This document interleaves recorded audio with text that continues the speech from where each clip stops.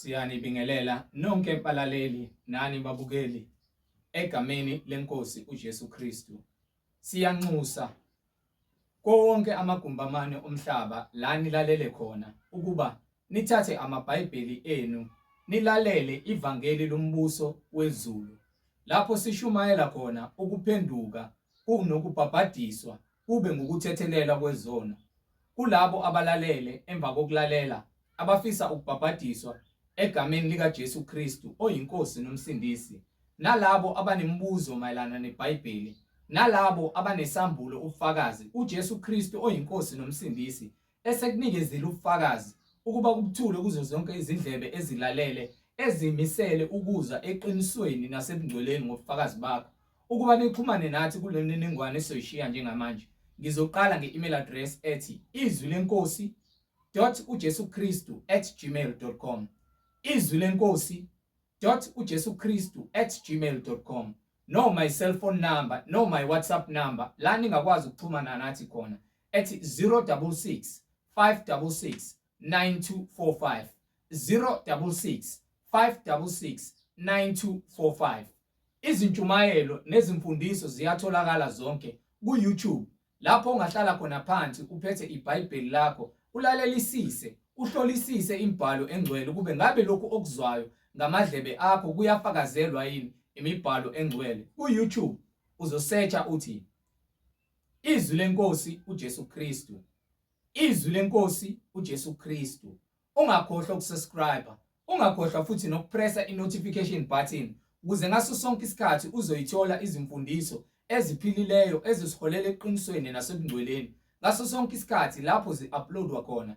Ungakhohlwa nokusharisha ilinki nabo bonke abantu obaziyo, ikakhulukazi labo ohlanganyela nabo ngaso sonke isikhathi. Manihlanganyela nithi niyamdumisa uNkulunkulu ngomoya nangeqiniso, nifakazelana ukuthi uJesu Kristu uyinkosi nomsindisi empilweni zenu, ukuze wonke umuntu ahlolisise imfundiso asuke ishunyayezwa nasuke ifundiswa ukube ngabe iyafakazelwa yini imibhalo engcwele. So ku-YouTube sheshisa usharishe ilinki Izwi leNkosi uJesu Kristu. Ake sigobise amakhanda, sivala amehlo, sibonge ubaba wethu osezulwini ngalesikhathi samanje.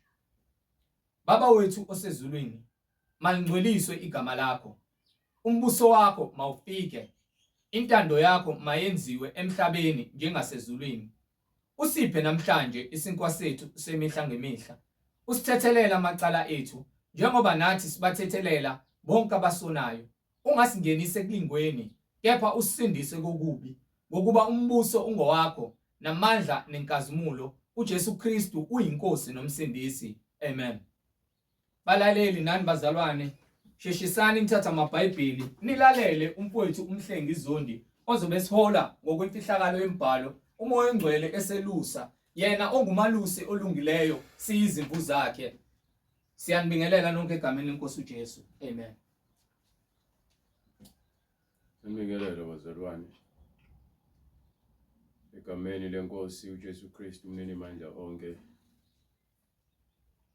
Siloke sithule bona ubufakazi ngayo imibhalo ukuthi yinye inkosi, yinye inkolo, munye umbhabhadiso egameni likaJesu Kristu umnini mandla onke.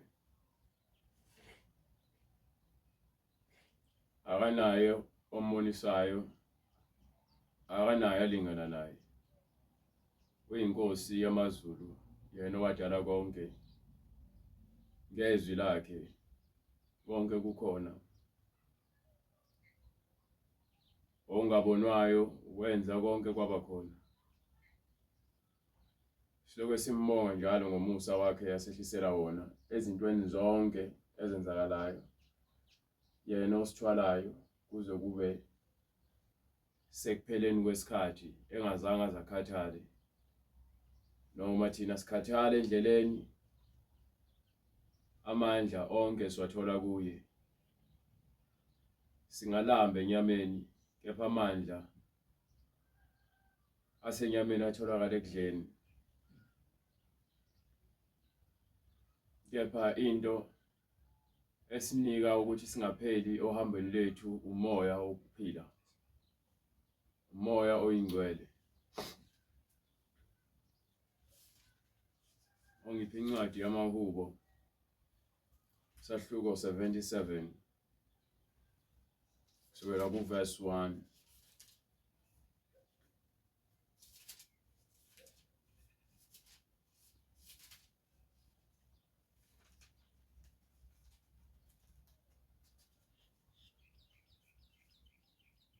Incwadi amahubo isahluko 77 ivesi lokuqala.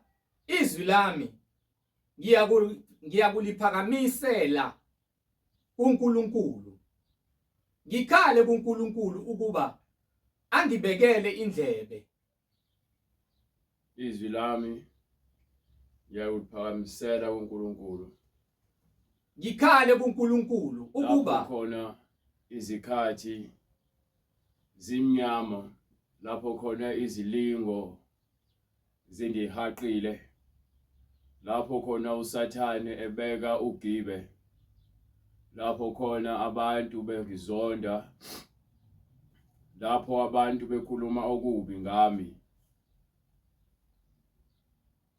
Angeke ngize ngiphindisele okubi ngokubi.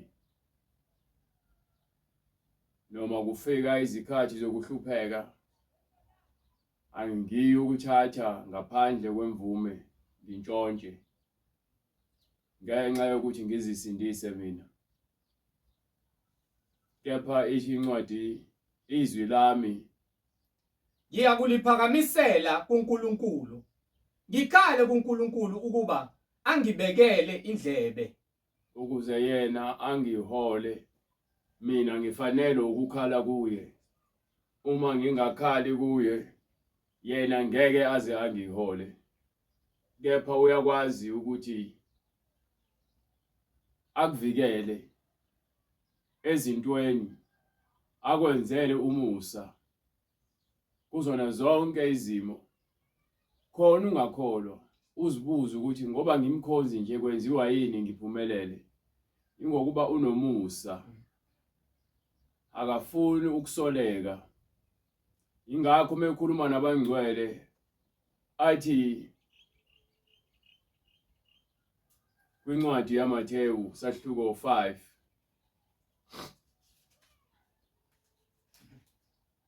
sukela ku verse 32. Kepha mina ngithi kini, Awuqale from verse 38. nizwile kwathiwa iso ngeso, Yes sir. izinyo ngezinyo. Kepha mina ngithi kini, Kepha manje ngithi kumina nina, ningamelani nokubi. singazami ukulwa nokubi. Kodwa uma umuntu ekumukula esihlathini, Uma umuntu eqhumisa ngempama, sokunene, mphendulele nesinye. wakhulunywa ngempama yangempela, kepha bese khulunywa ngevangeli. Uma qhamuka umuntu ezongishayela ivangeli, fanele ngivume ukuthi angishaye, ngokuba kugcwaliseka imibhalo. Kepha kukhulunywa noma ngabe kuthiwa umuntu ukwenza kabi, ukukhuluma kabi, thiwa ungabuyiseli yokubi ngokubi. Uma umuntu ekwenza kabi, ungabuyiseli yokubi ngokubi. Nofuna ukukumangalela, akwamuke ingubo, mnike nejazi. Uma umuntu efuna ukukuphuca into yakho ngenkani, njengoba kuthiwa umuntu efuna ukukuphuca into yakho, mnike ngaphezulu okunye. iBhayibheli lithi uma isitha sakho silambile, siphakele. Uma isitha sakho sinxaniwe, siphuzisa amanzi. Ungathathi okubi ukuphindisele ngokubi, ngokuba lokho uma ukwenza kuyofana ukuthi wena umthela ngamalahle ekhanda, ngokuba wena wenza lokho angakulindele. Abantu abenza kabi kwabanye abantu nabo balindele ukuthi kwenziwe kabi kubona, abanye abalindele. So uma umuntu ekuzonda, ulindele nawe ukuthi umzonde. Kepha wena owaziyo ukulunga, uya-understand ukuthi umuntu obambe intukuthelo ngenhliziyo yakhe akazi, usebumnyameni, ngokuba ubazi ubengeke aze athukuthele akuzonde. ayikho into ebuhlungu njengenzondo nangokuphatheka kabuhlungu. Yabona ukuzonda kugulisa inhliziyo yomuntu. Ukuba nento oyibambile ngomunye umuntu enhlizweni yakho embi kulimaza inhliziyo yakho sokugula ngokuba ngaso sonke noma kuthiwa awumboni lo muntu ujabulile, kepha meke waqhamuka noma kwazakala igama lakho uvela ugule. Okusho ukuthi wena ngaphakathi uyagula. Siloke sibheka izifo zoshukela no BP o HIV khona isifo senhliziyo esibangwa inzondo. Mawunezitha nabantu abazondayo abaningi ingakho ugcina sowuthakatha ngokuba yini ufuna ukulapha lokugula kwakho, kepha manje ubulala abanye abantu ngokugula kwakho. Wena uyagula ngaphakathi ngenxa yenzondo. So manje ngaso sonke isikhathi uma ukuvela umuntu ongazi ukuthi uyisitha kuwe, wena uyagula, uyanxapha, uyathi msela manje uzama yonke indlela ukuthi ukhulume kambi ngaye khona abantu bezogcwala lokufa onakho ngokuba wena uyagula. Lithini iBhayibheli?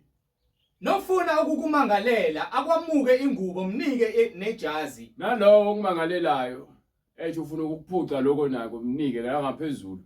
Nosuka ekucindezela ukuba uhambe imayela libe linye, hamba naye abe mabili. Umuntu methi ngihaphe sambeni, wena athi umuntu uzongibeka la, wena mthathe umbeke ngaphesheya kwalokho akulindele. Ukhombisa ukuthi okwenzayo uyaqonda ukuthi wena njengoba kuthiwa kwincwadi yakhona kwincwadi yaMathewu sahluko 5 verse 14, nina ningukukhanya kwezwe. uma kuthiwa ukukhanya kwezwe, ngalesikhathi abantu belindele ukuthi wena wenze kabi ngoba bajwayele ukuthi bonke abantu abasebomnyameni benze njengabo. Wena utholakala wenza okuphambene, utholakala ukuthi wena kuthiwe uthe ngawe noma uthe kanje ngawe, wena uthi kulungile. Noma ethi umuntu uyakuzonda elindele ukuthi ukhulume kabi, uthi kulungile, mina ngiyakuthanda. Ungasho futhi ngoba naku uzama ukucasula yena, ukusho ngoba naku vele uyamthanda. Ngokuba asikwazi ukuba ngabazenzisi. Indaba yobungcwele inzima ngokuba khona lento ekuthiwa impakamo usathane ayifakayo kulabantu abagula ngezinhliziyo, abaphethwe isifo sokuzonda, abaphethwe isifo sokuhleba, abaphethwe isifo sobufebe nokuzithanda.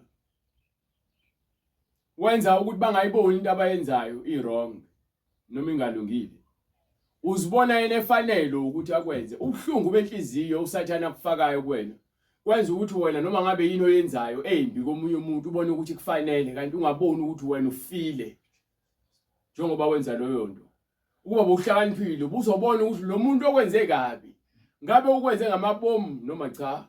Mekuthi ukwenze ngamabomu uqonde ukuthi wena njengoba usekukhanyeni lo muntu wenze into angayazi, uyenze sebomnyameni. So ufanele ukuthethelela lo muntu. Umuntu ke ophatha izinto ezibhlungu enhlizweni yakhe uhleze ekhuluma okubi. Ngakho uJesu athi ke njengokuceba kwenhliziyo yakho kuzophuma emlomeni wakho. Ngabe ukuceba kobubi noma ukuceba okuhle. Uma kugcwele ingcebo kamoya oyingcwele emlomeni wakho kuphuma njalo amazwi amnandi akhayo naletha intokozo kwabanye abantu nokukhula. Kepha uma kugcwele ingcebo yenzondo nokufa nokubola, kuzophuma ukufa emlomeni wakho, kuphume inzondo njalo njalo nomoya wokuhleba nomoya wokuzikhukhumeza njalo emlomeni wakho, ngokuba umlomo wakho uthukuthele, inhliziyo yakho igcwele intukuthelo. So amazwi akho afuna ukubhidliza yonke into. Thiyohlakaniphileyo indlu yakhe uyakuyakha, kepha uyisiwula uyakuyidicilela phansi. Singabantu sifanele ukuba ngabantu bendlu eyodwa, kepha usathane uyawufaka umoya ezinhliziyweni zethu ukuthi singakwazi ukuthethelela singakwazi ukuxola, kepha thina siyafuna ukuthethelela uma sonile. Ngaleyo ndlela ke singabantu abangaqondi ngokuba uma uthanda ukuthi kwenziwe izinto ezinhle kuwena kepha wena ukwazi ukwenza kwabanye. Wena ufana nomuntu ogulayo. Ufuna ukulashwa kepha usoze walapheka ngoba ufile ngaphakathi enhlizweni yakho. Awusoze wakwenza okuhle. Njalo ucabanga okubi kepha ufuna abantu bacabangele okuhle. So loyo nto yokufa iyodwa. Ezimweni zonke esihlangabezana nazo usizi lwethu silibhekisa kuNkulunkulu bese iqhubeka ithende encwadi. Usala songinika ku verse 39 or 40.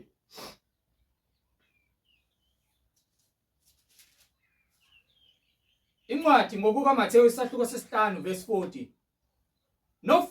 Nofuna ukukumangalela akwamuke ingubo mnike nejazi. Nosuka ekucindezela ukuba uhambe naye imayele libe linye, hamba naye abe mabili. Muphe ocela kuwe. Uma kukhona umuntu odingile ecela, lisho iBhayibheli muphe. Uma ukholwa uyamupha. Kepha waqala inhliziyo yakho yacabanga kambi noma yaphatheka kabi ungasamnika. Ukuba lokho kupha kwakho akusekuhle phambi kwaNkulunkulu. Ngizokuvezela ukuthi uNkulunkulu uthanda inhliziyo enjani. Uthi lapha kwincwadi yesibili yaseKorinte sahluko 9 verse 9 noma start from verse 8. Kepha uNkulunkulu unamandla okunipha umusa wonke uvame ukuze kuthi ninokwanele konke ezintweni zonke ngezikhathi zonke. Nivame imisebenzi yonke emihle. Njengokuba kulotshiwe ukuthi wahlaphaza wapha abampofu. Ukulunga kwakhe kuhlala kuze kube phakade. Kepha yena onika ohlwanyelayo inhlwanyelo nesinkwa sokudliwa uyakulungisela evise imbewu yenu, andise izithelo zokulunga kwenu, ukuze ezintweni zonke nicetshiswe kukho ukuphana konke okuveza ngathi ukubonga uNkulunkulu. Uma upha awupheli wena. Upha ngoba unakho uveza umusa ukuthi uNkulunkulu naye ukubusisile. So uma upha ngenhliziyo eyokubonga ukuthi uNkulunkulu nawe njengoba ekuphile nawe ukumbonga ngokusiza omunye umuntu. Uthi moqhubeka itheni ngokuba ukukhonza ngale nkonzo akuqedi kuphela ukuswela kwabangcwele, kepha futhi kuvamisa kakhulu ukumbonga uNkulunkulu ngabaningi. Awufunda uverse 7.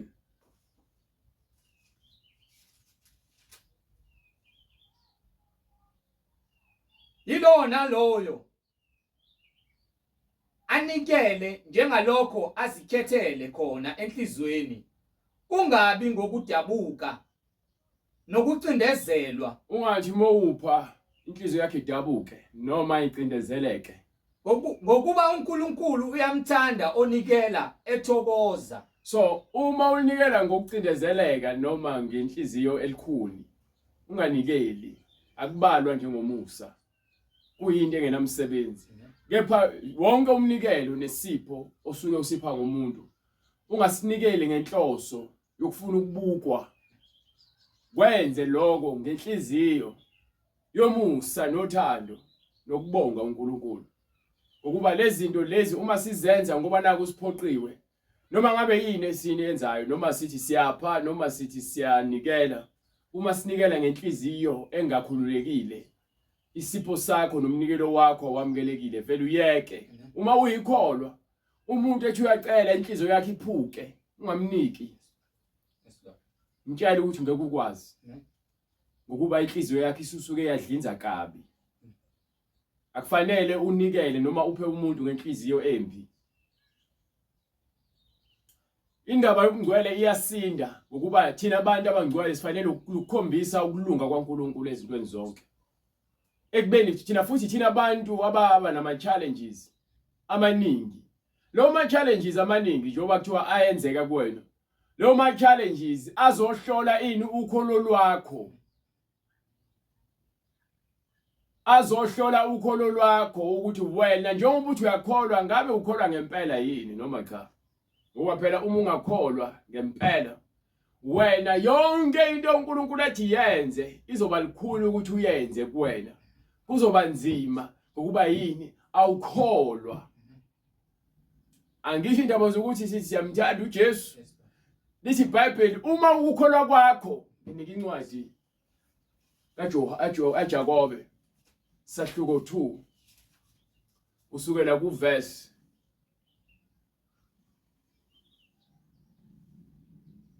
8. Kepha uma nigcina umthetho wobukhosi, Uma sigcina umthetho wobukhosi ngokombhalo ngokombhalo uthi othanda umakhelwana wakho njengalokhu uzithanda wena, nenza kahle. yenza kahle. Kodwa uma nikhetha abantu, Uma ke unokukhetha abantu nenza isono leso nilahlwa ngumthetho, umthetho uyakulahla njengabawekayo, njengalabo abangafuni ukugcina. ngokuba wagcina wonke umthetho. Uma ugcina umthetho wonke Kepha akhubeke kowodwa, bese kodwa ukhubeke usho ukuthi uphulo wodwa unecala kuyo yonke, kuba yonke fanele ukuthi uyigcina ngokudlula wodwa. ngokuba yena owathi Ngokuba lowo wathi ungaphingi, wathi futhi ungabulali. uthi ungabulali. So mekuthiwa ungaphinga kusho ukuthi bulala. Mekuthiwa ungafebi akusho ukuthi ntshontsha. Mekuthiwa ke ungabe ufakazi endabeni zamanga kusho ukuthi qamba amanga. Uma ke ungaphingi kepha ubulala, Kepha uma ukuthi awuphengi kepha ngaphi uyabulala, ungoweka umthetho. So ngikhuluma indaba yokukholwa ke mina ukuthi yabo indaba yokuba yikholwa inzima kanjani. Kufanele ugcine imiyalelo kaNkulunkulu yonke. Khulumani kanjalo, nenze kanjalo. Uma sikhuluma sithi singamakholwa agcini ngokuthi sikhulume. Thiwa masenze kanjalo. Njengokufanele abaya kwahlulelwa, Njengokuba kufanele abantu bazokwahlulelwa ngokwazi lezi zinto ezibhalwe phansi. ngomthetho wenkululeko. Yayizwa indaba. Umthetho wenkululeko iwona lo. Ungaphingi, ungeyi, ungabe ufakazi ezindabeni zamanga. Hlonipha ihlo nonyoko. Thanda umakho nakho nje obuzithanda. Lezo zinto lezo zikwenza ukuthi wena lezi zinto uzenze ngaphandle ukuthi uhlabe izilwane. Unhliziyo yakho uyifundise. uNkulunkulu nje wethumela uJesu uzofundisa izinhliziyo zethu ukuthi zibe ukukhanya inhliziyo zethu. Zingabi likhuni inhliziyo zethu. Zibe izinhliziyo ezithokomele ezigcwele umusa. Uyathukwa, uyathethelela. Uyaxekwa, uyathethelela. Uyazingelwa, uyathethelelwa. Uyabulawa, uyathethelela. Ngoba yini?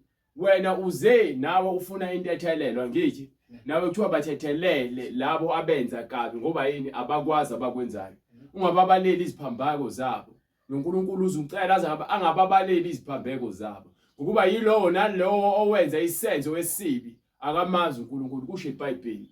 Do you understand? Kubhalwe phansi kwincwadi yokuqala kaJohane. Lithi iBhayibheli ke ngaphandle kwesenzo ukholo lwakho lufile njengomzimba ungenawo umoya. Incwadi yokuqala kaJohane sahluko sahluko ba 4 sahluko 4 from verse 19 or verse 18.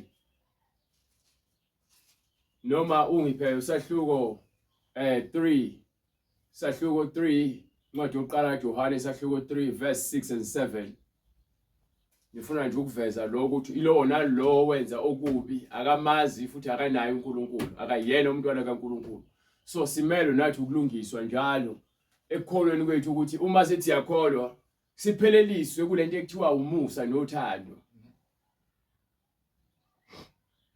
Lo ohlala kuye akoni. Ohlala kuye akoni. Lo onayo akambonanga futhi akamazi. So uma ukuthi uyona uthi ke wena uyakholwa lithi iBhayibheli awumbonanga okusho ukuthi izwi awuhlangananga nalo.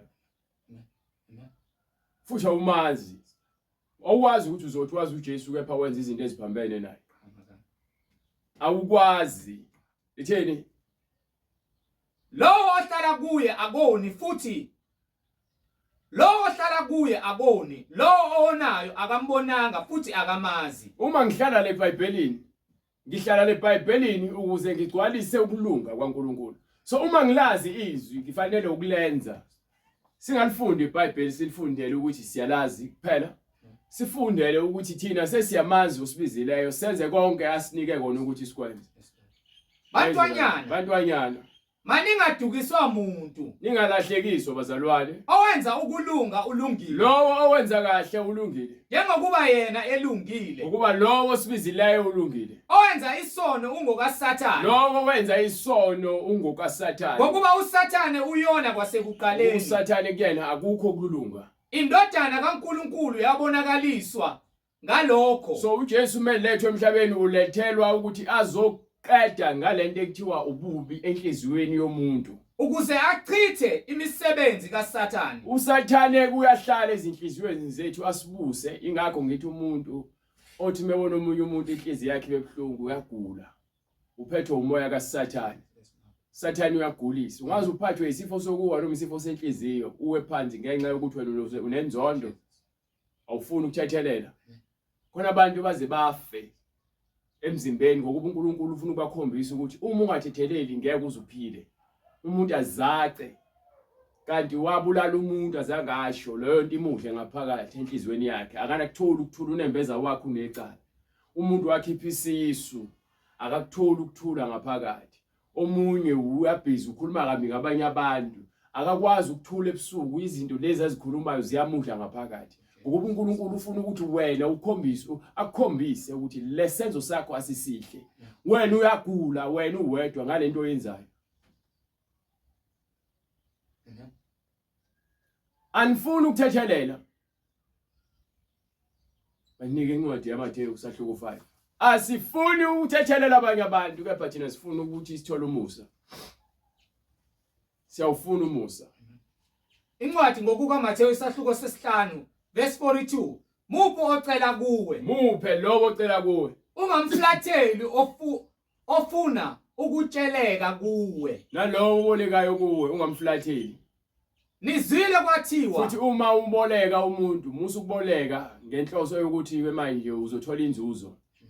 Mboleka umuntu ube sengazi ukuthi uyamupha ukuze inhliziyo yakho ingeke ize iqine. Iphatheke kabi njalo mayimbona. Uyothi bese nakho bese yakunika. Uma ukuthi awusakudingi ungamtshela ukuthi awudingi. Kepha uma uboleka ngenhloso vele yokubasela isikweletu sakho wena uyagula ngokuba lo muntu nje ukuba ube nakho bezokunika. Ngikhuluma ngabazalwane. Abantu basezweni bayathanda vele ukubola ingakho benza omashonisa ukuba yini bafuna ukushonisa abantu. Umuntu eze kubona ehluphekile uphinde uzofuna ukuthi umzalisele imali yokuhlupheka. Ukukhohlakala lokho. Umzalwane akabolekisi ngemali ezalayo. Imali yamzalwane ayizali. Uma ubolekisa imali ubheka inzuzo wena uyisoni. Ngokuba lokho kuwena kubalelwa njengokuthi wena uyona. Umuntu edingile wena uzomenza ukuthi aphinde ahlupheke kakhulu. Uma uboleka umuntu imali engasebenzi ucathi imali ezozala lo mali uzoyithatha engasebenzi. Uyakwazi ukucabanga kodwa engqondweni yakho kukhona ukuhlakanipha. Angisakhulumi ke ngokuthi wena uzozibonela ngikhuluma ngobuntu. Inhliziyo yakho phela iyalazi iqiniso. Wena ungathandani wena uhluphekile. Wena uhluphekile uqobo lwakho. Bese uboleke imali kuthiwa ayizali. Wazi kahle ukuthi wena imali ozoyithola ilingene imali yokuthi uyikhokhe le mali. Inhliziyo yakho ithi cha. Kepha ngomlomo ngaphimisela ukuthi hayi ngiyibona inkinga. Uba yini? Singabantu vele abangabazenzisi. Sithanda ukuzilandulela ezikhathini eziningi.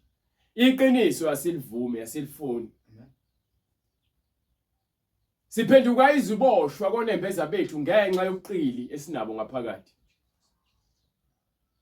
Asiphenduka iziboshwa ngeke ukuthi ke uNkulunkulu uyathanda sibe iziboshwa. Ingokuba lo moya kaSathane, uSathane uyiqili. Uyakwazi ukufaka lo moya wakhe uze ubone kulungile ukuthi ukwenze wena lokho okwenzayo.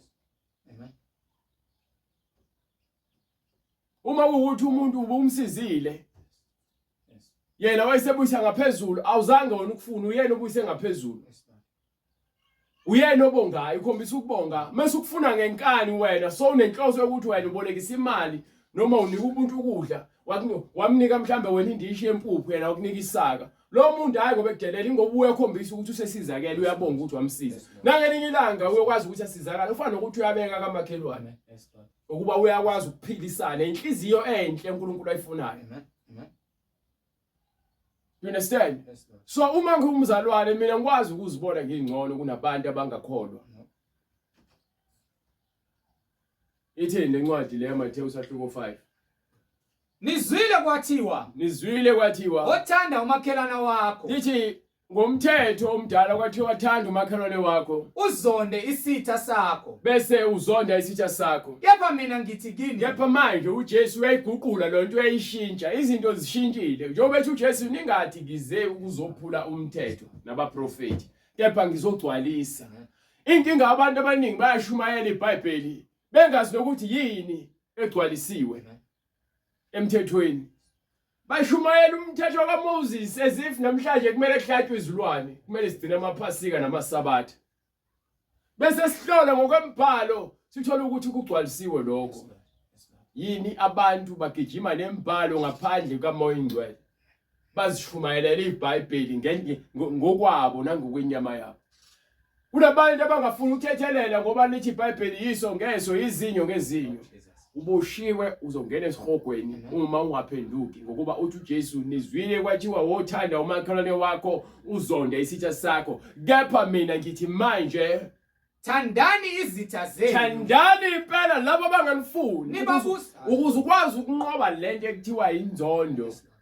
Kuwena uqobo lwakho gcwaliswa ngothando. Wena uqobo lwakho gcwaliswa ngomusa. Umusa phezulu komusa. Abantu babheka umusa ngoba naku engenamsebenzi ethola umsebenzi ngoba naku umuntu ekupha imali bese uNkulunkulu nomusa akukho njalo kuphela. Wena umusa ngalesikhathi ungenakho konke kuthiwa kufunakala umusa kuwena. Mekuthiwa umusa phezulu komusa ingokuba ke lokho sifundise lendlela lesikuyona njengamanje usifundise ngomusa nothando. Izwa incwadi yaJohane sahluko 1 incwadi yaJohane sahluko 1 verse isahluko 1 yebo verse 17. Verse 17. Verse 17.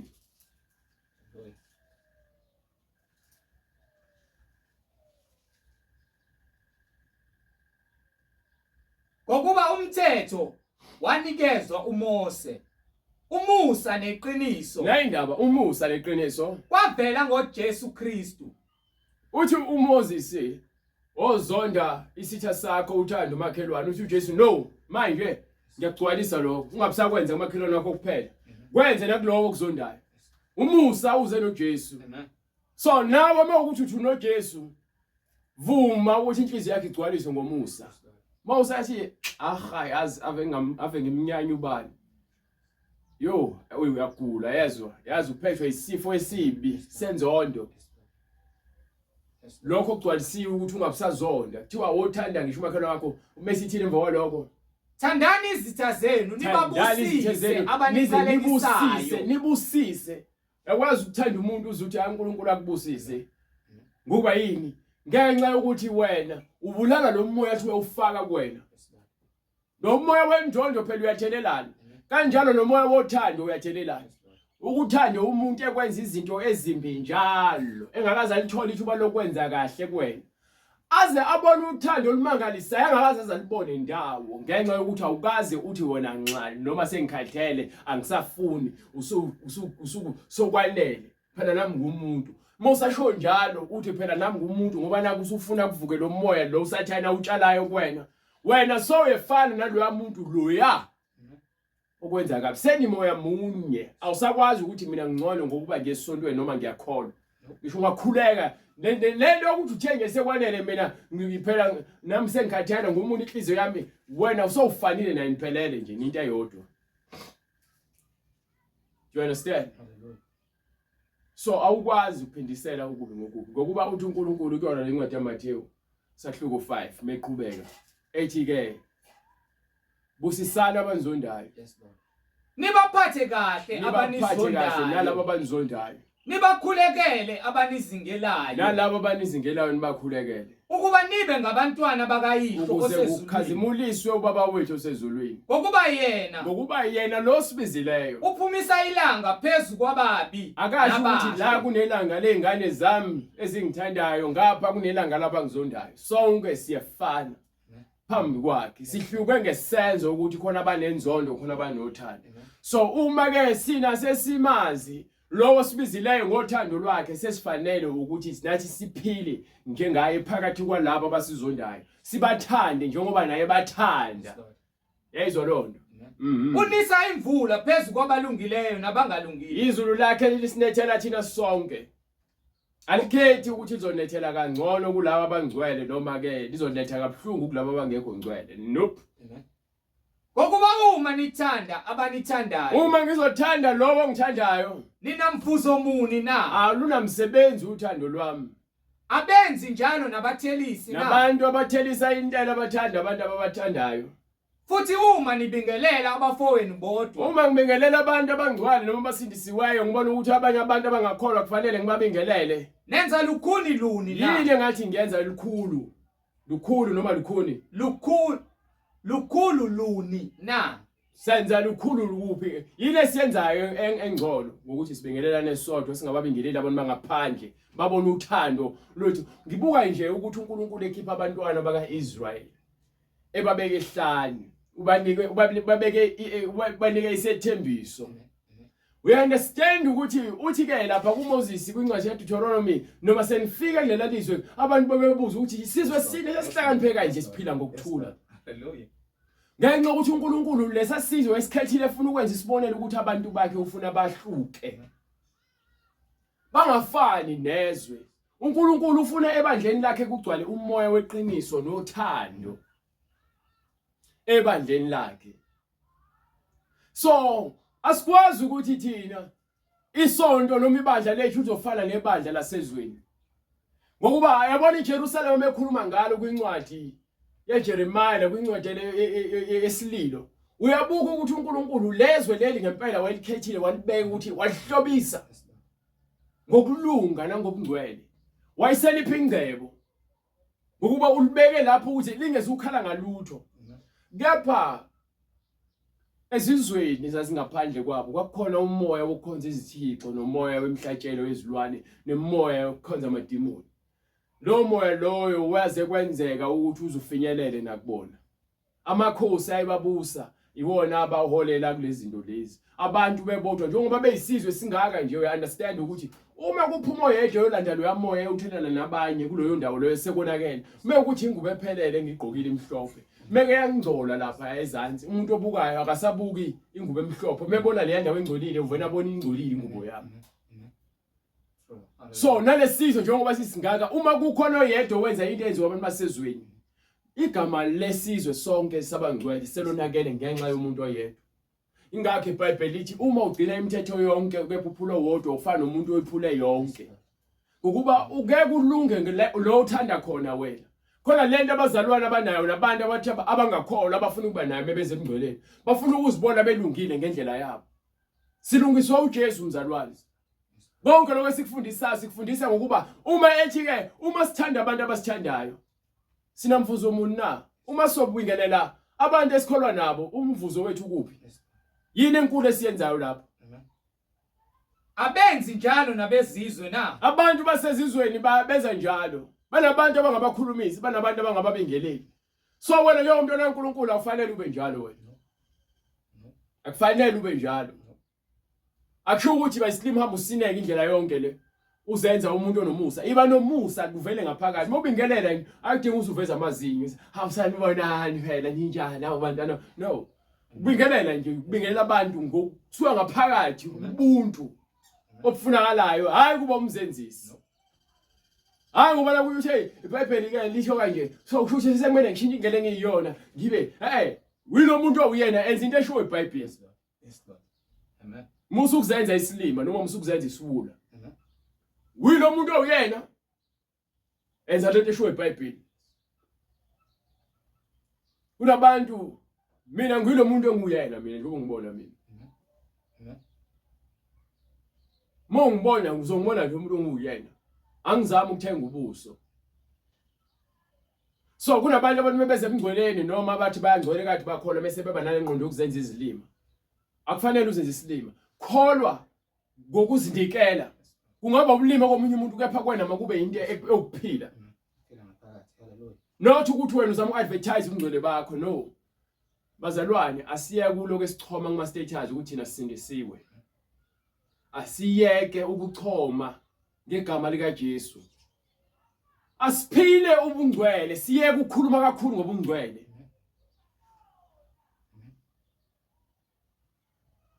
Hey. Ave kubhlungu namhlanje, yabo namhlanje uJesu kade ayisho lento ukuthi bayozithanda kakhulu abantu. Yazi mzalwane akusizi ukuthi wena uthi uyakholwa uloku advertiser akubalekile lokho. Phila impilo engcwele, musukuba ngumsindo. Ngoba mase wonile ushawa amahloni bese ungakwazi ukuzi advertiser ukuthi hayi sengonile, awukuvezi ukuthi sengonile. So ngaleyo ndlela ngithi mika ke ngokukhulu ukuzithoba yekani ukuphapha bazalwane. Ehlisani izinga lokuqina. Aliba abazalwane abazothile abaphila impilo yobungcwele, nothi abakhuluma impilo yobungcwele. Makube isenzo esikhombisa ubungcwele. Abantu bayakwazi vele uyilo umuntu owuyena so ushintshile ababone ngesenzo. Ngiyashumayela yebo ngiyamala. Bathi akukho ngihamba khona konke futhi noma status sama ngeke ungibone ngiloke ngiphapha ngobungcwele. Akube ukuthi into engizikhulumayo zikhuthaza abanye abantu ukuthi nabo babone amandla kaNkulunkulu. Not ukuthi mina sengiloke ngichoma ukuthi hayi ngathi angake igazi lemvana mina ngumntwana kaNkulunkulu. Mase wenza isono ngeke usasho ukuthi hayi sengiphinde ngaba umntwana kaSathane. Ingakho ngithi asiya kuphapha bangcwele yekani uqina. Asibonakale ngezenzo njengoba lithi iBhayibheli sisibani isezwe nali into elisho iBhayibheli. Bingelela abantu, thethelela abantu, busisa abantu, xolela abantu. Ipha kubantu. Mase uzenzile lezi zinto lithi iBhayibheli ungafuni ukuba ngumsindo. Bazobuza ukuthi ibhalwe iphi leyo nto. Banika incwadi yaMathewu sahluko 6. Kusukela kuverse 1. Funa nje ukuthi nginisize. Bese siyayivala. Ngencwadi yamaHubo. Kepha qaphelani, ningenzi ukulunga kwenu. Izwi iBhayibheli lithini? Kepha qaphelani ningenzi ukulunga kwenu phambi kwabantu ukuba nibonwe yibo. Lezo nto ngishoyo bright. Yabona ngikhuluma exactly ithi nje khaxa kule nto ngishoyo.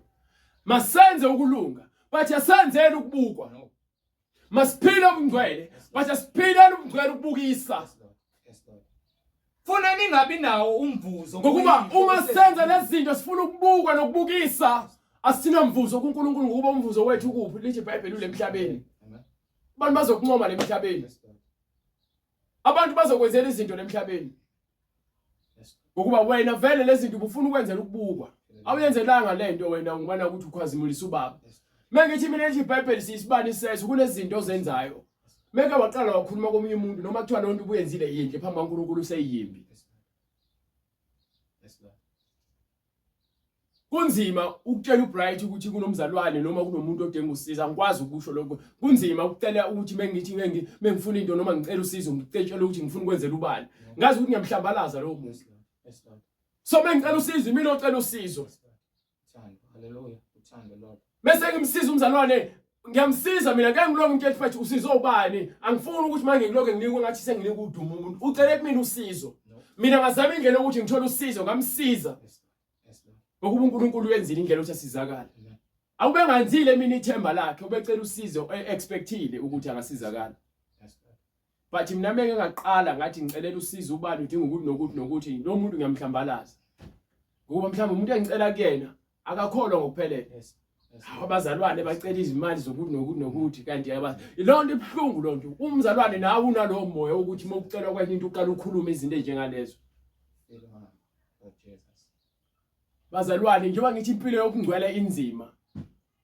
Uma udinga usizo walicela kumuntu wakhuluma amagama angasile ungayithathi into yakhe. Ngokuba iBhayibheli iyakukhuza nakwincwadi ezakhe. lithi uma uza umuntu oyisicebe kuphakela nquma umqala wakho mekufide kakhulu hamba ukuphalaza lokho kudla izogula phela kuliso ukuthi uthathe into yomuntu ongajabulile ukukusiza indaba yokungcwele nje ayikho lula asingabi ngabantu abakholwa ngemlomo but isenzo siphike do you understand bese theni hayi soqedile lapho sebengaqhubeka nje bazifundele ngoba izoqhubeka ibatshele the same thing engibetshela yona hamba nginika incwadi ya Matthew usahluko 5 bese usiyayivala bese siyahamba siya lapha kwincwadi emakubo incwadi ngokuka Matthew isahluko sesi5 verse 48 yes ngakho ke manibe ngabapheleleyo masipheleliswe njengokuba uyihlo wasezulwini ephelele ngesingisi lithi ke nathi masibe perfect ngokuba ubaba wethu osezulwini uperfect ukuba perfect awube perfect ngokwakho uba perfect ngaye uJesu ukufundisa ukuthi ubaba usezulwini uperfect yayizo lonto leyo bese athini ke lapha kwincwadi yamahubo uma kufikelwa izikhathi ezinzima nezinhlupheko nosizi ithi incwadi izwi lami ngiyakuliphakamisela kuNkulunkulu izwi lami uma ngikhala kusho ukuthi usizi lami ngiyokuliphakamisela kuNkulunkulu ngikhale kuNkulunkulu ukuba ngikhalela ukuthi uNkulunkulu angibekele indlebe osizini lami uNkulunkulu ubeka indlebe ukuthi angenzele indlela osukwini losizi lami ngiyayifuna lapho ngiphethe usizi noma ngisosizini ngiyokhala kubani enkosini ngiyokhala enkosini ungacela usizo kumakhelwane kepha ukhuleke enkosini ungatshela umakhelwane ukuthi uyithemba lami lokuqala lokugcina wena uyadelela umakhelwane memazi uJesu ngeke asakusiza ngeke ngikusize mina ngifuna ukukhohlisa meke wenza kumina wathi yazi uyithemba lami lokuqala lokugcina noma ngizokusiza ngizokutshala kodwa ngizobe sekungaba kuwena ukuthi uyathandani ukuthi uyithathe usizo lami noma cha ngoba ngizokutshela angilona usizo lwakho lokuqala lokugcina ngumuntu ngifana nawe njengoba uNkulunkulu ekukhombise mina amazwi akho kumele uwaqaphele mokhuluma ukuthi awuhambi uthathe ithemba lakho ulibeka kubani kubantu awubeki ithemba lakho kubantu meke waqala wathi ithemba lakho likubani usufile ngoba lo muntu umefa kusho ukuthi ithemba lakho lifile nawe yena ngishoyo uyaziqalekisa wena ukwazi ukuthi uma ufuna ukuzincengela kubantu uthi yazi bese ngithembe wena nani lalela ukuthi kutshela iBhayibheli ithemba bani kwincwadi yeZakha sahluko 3 verse 3 to 5 incwadi yeZakha yakutshela nencwadi yaJeremiah futhi yakutshela 17 lezi incwadi zikutshelela ukuthi ithemba lakho ufanele ukulibeke kubani incwadi yeZakha sahluko 3 verse 4 3 to 5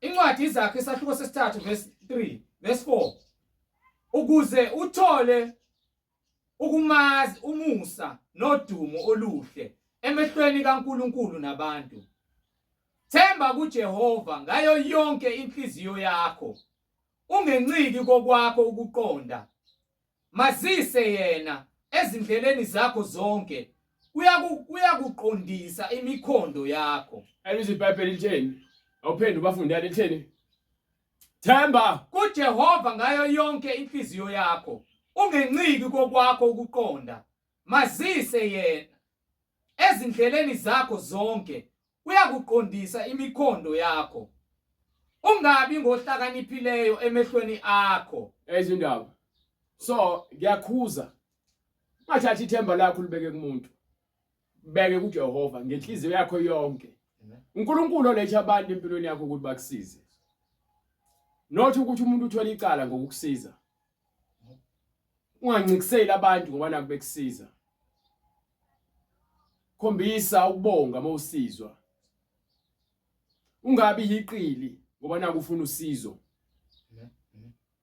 zithobe kuNkulunkulu uqala ngoba mawuzithoba kubantu ubakhothamele uzobaqaphula izicathulo ngenxa yokuthi wena ugcwele umoya ukuba umzenzisi uyothi ungayithola into oyifunayo ungabusamazisa lo muntu lemhlabeni banjalo abantu yabona abantu abahleli lapha eParliament ezihlalweni eziphezulu beza la kunina bezonincengela ukuthi nibavotele niyo ngabavotela nijabulela ukuthi bawinile bona nithi niwinile nina Yebo usaphinda usayodla uphuthu noma unakho ukudla, usayolala emjondolo wakho embhedeni wakho onamaplangwe. Angisho ukuthi wrong. But ke ngizama ukuchasisela ukuthi thina abantu mebeza kuthina ngale ngqondo yosopolitiki bakushiya kanjalo futhi mase bekuthola labakufunayo bakushiya kanjalo. Kunencwadi kwincwadi Ecclesiasticus ekhuluma ngakho ukuthi qaphela umuntu oyisicebi mekubiza esihlala etafuleni ukubiza akhulume nawe izinto engazi ukuthi niyalingana ngoba naku wena unento ayidingayo ethize. Uyothi angayithola akulahlise kwamafinyile. Yabona amafinyile ame ukuthi uthamba ufinya ungeziwalahla edukweni noma wafikele uhamba olahla lapha ezihlahleni ufike ukuthi wathi khaxa ukushiye kanjalo. Kanjalo nomuntu ke odinga usizo kuwena. Kepha hayi ngokubuntu but ngokomoya obuqili. Uyothi mase kutholile akufunayo akushiye kanjalo. Uma uzazi ukuthi usondelene nabantu noma ukeduze nabantu ngoba nakhona okuncengile uzogula wena uqobo lwakho. Ukuba uma abantu begodla lokhu wena ofunayo uvukwa inzondo wena. Bese uqale ufuna ukukhuluma kambi kubona. Ngoba yini awumazi uNkulunkulu. Banike incwadi izenzo 2:38. Bona bonke abantu asebefuna ukuhamba bathatha ithemba labo balibeke kuJehova bakhonze yena ngenhliziyo yabo bonke. Banganciki kokwabo ukuqonda. Ukukhala kwabo kuJehova kuphela. Utheni? uPetru wayesethi phendukani yiloyo naloyo abhaphathizwe egameni likaJesu Kristu kukho ukuthethelela kwezono zethu khona siyakwamkeliswa isiphiwo sikamoya oyingcwele ngokuba isithembiso ngesenu nesabantwana benu esabo bonke abakude bonke inkosi uNkulunkulu wethu eyakubabiza. Ongifundele futhi. uPetru wayesethi phendukani yiloyo naloyo abhaphathizwe egameni likaJesu Kristu kukho ukuthethelela kwezono zenu khona niyakwamkeliswa isiphiwo sikamoya oyingcwele. Okay, ngifuna ukuthi ke bese siqedile ukushumayela bese wona uyafunda ngithi ufunda bese siqedile ukushumayela uyilalele lento oyifundile ukuthi iyefana njengoba ngithi iphinde ka2 uyifunda phansi. uJesu Kristu inkosi siyabonga abazalwane ngomusa kaNkulunkulu. Kulabo abafuna ukubhaphathizwa egameni likaJesu Kristu sebevuma izono zabo. Lapho khona sowufinyelele kulesiphetho sokuthi wena impilo yakho ufuna ubuswe izwi. uPetru wayesenezelela nangamanye amazwi amaningi wafakaza kubona wathini zisindiseni kulesizukulwane esiphambeneyo. So bese ufuna ukuzisindisa so wamukela ivangeli so ufuna ukuphila impilo obungcwele. So uzoza ke manje kuJesu uzovuma ke iziphambeko zakho uzophenduka ukuba wena uthethelelwe amacala akho. Bese ukuvuma lokho bese ungena emanzini ubhabhadiswe egameni lakhe lo ovumayo ukuthi uyakusindisa uJesu Kristu. Bese emva kwalokho uhlala emfundisweni yobungcwele ukuze wamukeliswe ke manje upheleliswe ngomoya wakhe okumele wehlele kuwe umoya obungcwele. Siyambonga uNkulunkulu ngomusa nothando lwakhe ezintweni zonke kulabo abafuna ukubhabhadiswa baqhubeke basinike imininingwane yabo. uNkulunkulu evumile sokuyenza indlela ukuthi sifinyelele kunina bese uNkulunkulu esenzele umusa nendlela. Siyacela abazalwane nisibekezelele. Sinezifiso eziningi kepha impendulo yolimi ivela kuJehova. Sinakho okuningi inhlizweni zethu esikufisayo ukuthi kwenzeke kepha ngamandla ethu asikwazi ukukwenza konke. Sithembe uNkulunkulu ukuthi angenelele asisize. Izinto zikaNkulunkulu ke aziphoqelelwa kuyalindwa ukuba uNkulunkulu naye usilindile wasibekezelela size sifinyelele. uNkulunkulu ufundisa ukubekezelelana nokubekezela endleleni yakhe. Uzona zonke izilingo khala kuyena uhlale kuyena. uNkulunkulu yena uyakwenza indlela. uJesu Kristu inkosi siyambonga uNkulunkulu sophinde sibonane futhi kusasa ekseni uNkulunkulu evumile. Inkonzo yasekuseni ngesonto ngo10. Osifala umkhuleko kude. Baba egameni lenkosi yethu uJesu Kristu uNkulunkulu namandla. Siyakhuleka Nkosi uJesu izwi lakho Nkosi. Siyacela libe inkemba Nkosi ebekiwe empandeni yemithi yonke imimoya Nkosi elethwa yisitha uSathane emelene nobuhle bakho nobukhulu bakho empilweni zethu, siyacela Nkosi izwi lakho lifike libe ngumlilo ngaphakathi, singazanduleli uNkulunkulu namandla, sesilizwile izwi lakho.